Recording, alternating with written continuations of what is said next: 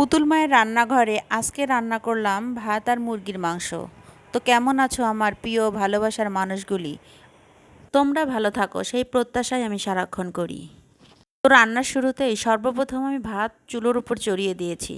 এবার মাংসটাকে রান্না করার জন্য কিছু মাংস আর মশলাগুলো আমি প্রসেস করে রেখেছি। এবার ভাতটা হয়ে গেলেই ভাতের মাড় গেলে নেব। তারপর আমি ভালোভাবে মুরগির মাংসটাকে মশলা দিয়ে মাখিয়ে নেব। একটু তেলও আমি দিয়েছি। মশলাগুলো ভালোভাবে মাখিয়ে দিয়ে এবার আমি সুন্দর করে চুলোর উপর বসিয়ে দিলাম। একটু পানি দিয়ে তারপর ঢাকনা দিয়ে সুন্দর করে ঢেকে দিলাম। বাস বলক আসা পর্যন্ত আমি ঢাকনা অবস্থায় রেখে দিয়ে আবার ঢাকনাটাকে খুলে আবার একটু নেড়ে চেড়ে দিলাম। বারবার নাড়াচাড়া করার পর আমি আবারও ঢেকে দিলাম। এভাবে পুতুল মায়ের রান্নাটা শেষ করে নিলাম। বাস হয়ে গেল আমার মাংস এবং ভাত।